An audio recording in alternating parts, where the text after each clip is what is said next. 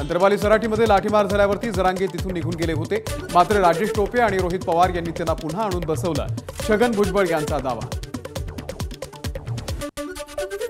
छगन भुजबळांना आलेला अनुभव त्यांनी सांगितला असेल। टोपे रोहित पवारांवरील आरोपांवरती मुख्यमंत्र्यांची सावध प्रतिक्रिया। ओबीसी नेते छगन भुजबळ ज्यांच्या सांगण्यावरून आरोप करतायत त्यांच्याच हातामध्ये गृह मंत्रालय, त्यामुळे त्यांना सांगून माझ्यावरील आपण केलेले आरोप सिद्ध करून कायदेशीर कारवाई करायला सांगा, रोहित पवार यांचं आव्हान। भुजबळ चमत्कारिक बाबा, त्यांना सगळं कळतं, फडणवीसांचं सरकार आहे, त्यांना सांगून चौकशी करा। मनोज जरांगे यांचं भुजबळांच्या आरोपांवरती पलटवार। खडसेंबाबत केंद्राचा निर्णय मान्यच, फडणवीसांकडून खडसेंशी जुळवून घेण्याचे संकेत। गणेश उत्सवानंतर केंद्रातील नेत्यांशी चर्चा झाल्यावर योग्य तो निर्णय घेतला जाईल, फडणवीसांचं स्पष्टीकरण। भाजपमध्ये पुन्हा न जाण्याचं माझा कट्ट्यावरती खडसेंनी केलं होतं वक्तव्य। खडसेंचं मानसिक संतुलन बिघडलंय, गिरीश महाजन यांची प्रतिक्रिया। खडसेंच्या आरोपांना माझा कट्ट्यावरच सविस्तर उत्तर देईन, महाजन यांचं विधान। लिहा तांडा गावातील रस्त्यांसंदर्भात व्हायरल झालेल्या क्लिप मागे विरोधकांचं राजकारण। व्हायरल क्लिपवरती गिरीश महाजन यांची प्रतिक्रिया। भाजपचे राष्ट्रीय अध्यक्ष जे.पी. नड्डा मुंबईमध्ये घेतलं शिंदे आणि फडणवीसांच्या निवासस्थानी गणपतीचं दर्शन। भाजप नेत्यांकडून राज्यातील राजकीय परिस्थितींचा घेतला आढावा। चंद्रशेखर बावनकुळे, पंकजा मुंडे आणि रावसाहेब दानवेही उपस्थित। शिवसेना आणि राष्ट्रवादीला सोबत घेऊनच निवडणूक लढा, जे.पी. नड्डा यांच्या बैठकीमध्ये सूचना।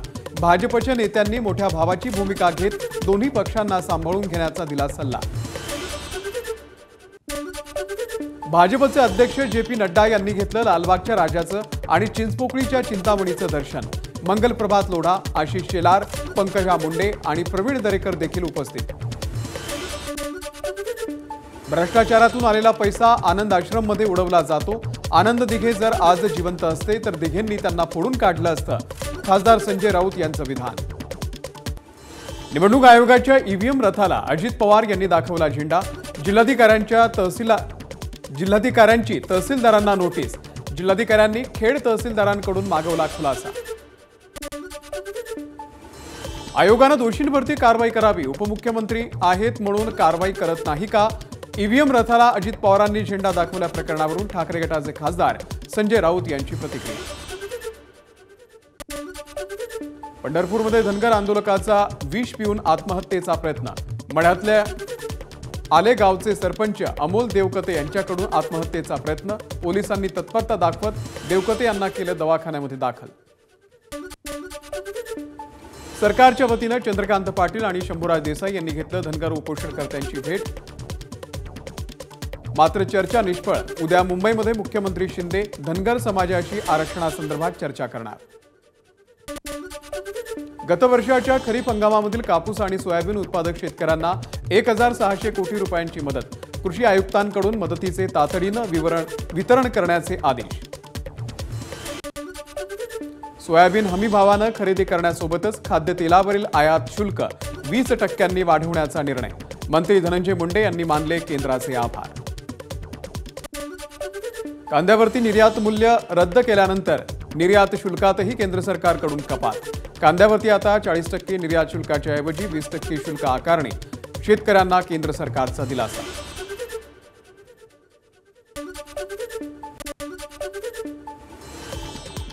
निर्यात मूल्य हटवण्याच्या निर्णयानंतर लासलगाव बाजारपेठेमध्ये कांद्याला प्रति क्विंटल सरासरी 4,500 रुपये इतका भाव। मात्र कांद्याचं शिल्लक नसल्यानं कांद्याचे भाव वाढूनही शेतकऱ्यांना फायदा कमीच। कांदा निर्यातीवरचं किमान शुल्क हटवण्याचा निर्णय घेतल्याबद्दल मुख्यमंत्री एकनाथ शिंदे यांनी मानले पंतप्रधानांचे आभार। कांद्याचे भाव स्थिर होण्यासाठी केंद्र सरकारच्या या निर्णयाचा फायद्यासोबतच सोयाबीन खरेदीच्या निर्णयावरून उपमुख्यमंत्री देवेंद्र फडणवीस यांच्याकडून केंद्राचे आभार। केंद्र सरकारच्या निर्णयानंतर अमरावतीमध्ये भाजप खासदार अनिल बोंडे यांच्या नेतृत्वात शेतकऱ्यांचा जल्लोष। फटाक्यांची आतषबाजी करत शेतकऱ्यांनी मानले सरकारचे आभार। विधानसभेला दारुण पराभव समोर दिसत असल्यानं ही निर्णय। कांद्यावरील निर्यात शुल्क घटवण्याच्या निर्णयावरून पृथ्वीराज चव्हाणांची टीका। नवी मुंबईच्या गावठाण भागामधील प्रकल्पग्रस्तांची घरं नियमित करण्यासाठी सरकारच्या हालचाली। निवडणुकीच्या पूर्वी अधिसूचना काढण्याची शक्यता। राज्यातील सर्व खासगी आणि सरकारी माध्यमांच्या शाळांमध्ये मराठी भाषा अध्ययन अध्यापन सक्तीचं ग्रेडच्या ऐवजी परीक्षेचं मूल्यांकन करून गुण देण्याचा निर्णय। लालबागचं राजाचं दर्शन घेण्यासाठी आलेल्या एका महिलेला भोवळ। मुंबई पोलिसांनी तत्परता दाखवत लगेच महिलेला रुग्णालयात केलं दाखल। विकेंड असल्यानं भक्तांची संख्या आली। पुण्यामध्ये गणपती बाप्पाच्या दर्शनासाठी विकेंडमुळे पुणेकरांची मोठी गर्दी। मानाचे गणपती आणि दगडूशेठ गणपती पाहण्यासाठी भाविकांची अलोट गर्दी। उपमुख्यमंत्री देवेंद्र फडणवीसांनी नागपूरमध्ये विविध गणेश मंडळांना दिल्या भेटी। अशाच एका मंडळाला भेट दिल्यानंतर फडणवीसांनी घेतला ढोल वादनाचा आनंद। खासदार नारायण राणे यांनी कणकवलीच्या वरवडे गावातील आपल्या मूळ घरी घेतलं गणपतीचं दर्शन। यावेळी राणेंनी पत्नीसह केली गणरायाची आरती।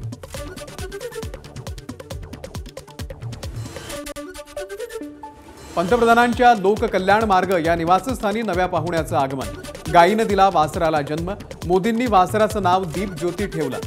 पंतप्रधान नरेंद्र मोदी यांनी एक्सवरती दिली माहिती। तिहार तुरुंगामधून सुटका झाल्यानंतर दिल्लीचे मुख्यमंत्री अरविंद केजरीवाल आज कॅनॉट प्लेस येथील हनुमान मंदिरामध्ये। त्यांच्यासोबत पत्नी सुनीता, आपचे नेते मनीष सिसोदिया आणि संजय सिंगही उपस्थित। केजरीवाल यांनी पत्नीसह केली पूजा। पश्चिम बंगालच्या मुख्यमंत्री ममता बॅनर्जी यांनी पुन्हा एकदा आंदोलकांची घेतली भेट। मुख्यमंत्री म्हणून नव्हे तर दीदी म्हणून भेटीला आल्याचं ममता बॅनर्जी यांचं वक्तव्य। आंदोलकांच्या सर्व मागण्या पूर्ण करण्याचं दिलं वचन। मध्य कोलकातामध्ये कचऱ्याच्या ढिगाऱ्यात असलेल्या स्फोटक वस्तूचा स्फोटामुळे कचरा वेचकाची अनेक बोटं तुटून उडाली। मध्य कोलकातामधील तालताळा पोलीस स्टेशनचे प्रभारी अधिकारी घटनास्थळी। अयोध्येमधील राम मंदिर परिसरामध्ये स्वच्छता कर्मचारी म्हणून काम करणाऱ्या एका दलित तरुणीवरती सामूहिक बलात्कार।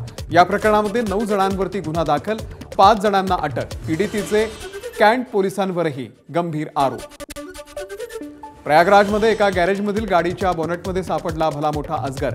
वन्य प्राणी सुटका करणाऱ्या टीमनं अजगराला सुखरूप बाहेर काढून नैसर्गिक अधिवासामध्ये सोडलं। मध्य प्रदेशमधल्या ग्वाल्हेर चंबळमध्ये आसन, क्वारी, सिंध आणि चंबळ नद्यांना उधाण। अनेक ठिकाणी पूल आणि पुलांवरून पाणी वाहत असल्यानं 100हून अधिक गावांचा मुख्यालयापासून तुटला संपर्क। उत्तर प्रदेशमध्ये मुसळधार पावसामुळे 48 तासात 21 जणांचा मृत्यू। राज्यात अनेक ठिकाणी गंगेच्या पाणी पातळीमध्ये वाढ। बुंदेलखंडमधील जालोन, महोबा आणि ललितपूरमध्येही नद्यांना उधाण। झाशीमध्ये 3 दिवसात 267 मिलीमीटर पावसाची नोंद। उत्तराखंडमध्ये गेल्या 24 तासांपासून सुरू असलेल्या मुसळधार पावसामुळे गंगा, कोसी आणि काली नद्यांना पूर। लोकांनी नदी काठावरती जाऊ नये, प्रशासनाचं आवाहन। भूस्खलनामुळे 200 रस्तेही बंद। चारधाम यात्राही थांबवली। संजय लीला भन्साळी यांचा बहुचर्चित लव्ह अँड वॉर 2026च्या ईदमध्ये प्रदर्शित होणार। संजय भन्साळी यांनी सोशल मीडियावरती दिली माहिती। चित्रपटामध्ये रणबीर कपूर, आलिया भट्ट आणि विक्की कौशल मुख्य भूमिकेमध्ये। 2018 मध्ये प्रदर्शित झालेल्या तुंबाडचा लवकरच दुसरा भागही येणार। तुंबाड चित्रपट कालपासून पुन्हा एकदा चित्रपटगृहामध्ये प्रदर्शित झाला असून चित्रपटाच्या शेवटी दुसऱ्या भागाचे सुतोवाच करण्यात आले।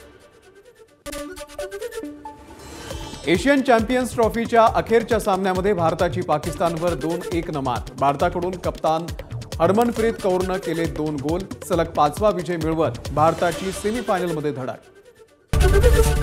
एबीपी माझा, उघडा डोळे बघा नीट।